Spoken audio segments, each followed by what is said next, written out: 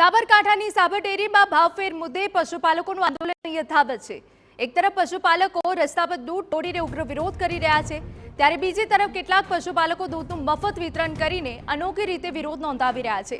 હરિયોલ ગામના પશુપાલકોએ રસ્તા પર દૂધ ફેંકવાને બદલે શાળામાં બાળકોને મફતમાં દૂધ વિતરણ કરી અનોખું ઉદાહરણ રજૂ કર્યું।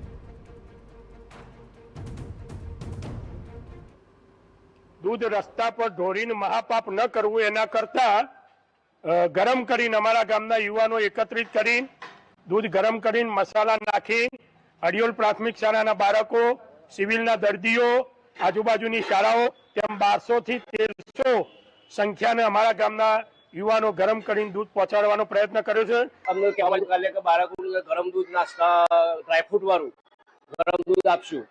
તો આજ લોકો ગામ લોકો સવારે દૂધ ગરમ કરીને અત્યારે શાળામાં લઈને આવ્યા। તમામ શાળા 500 બાળકોને સરસ ગરમ દૂધ પીવડાવવામાં આવ્યું છે। બાળકોએ ખૂબ આનંદથી દૂધ પીધું અને બાળકો સાથે મારી વાત થઈ। બાળકોએ કહ્યું કે આવું દૂધ જો કાયમ મળે તો બહુ જ આનંદ, બહુ મજા આવી જાય પીવાની એમ।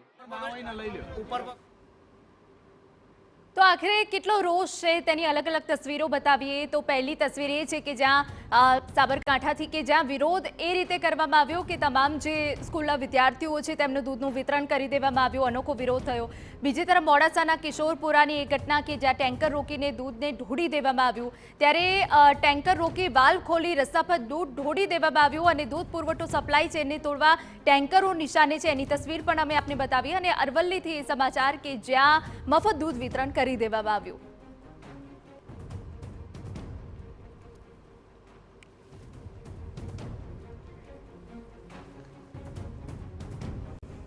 તો રસ્તા પર દૂધ ઢોળવાને બદલે અનોખો વિરોધ થઈ રહ્યો છે, પરંતુ અલગ અલગ તસવીરો સામે આવી છે કે જ્યાં ક્યાંક દૂધનો વેડફાટ થઈ રહ્યો છે તો ક્યાંક લોકોમાં મફતમાં દૂધનું વિતરણ કરવામાં આવી રહ્યું છે।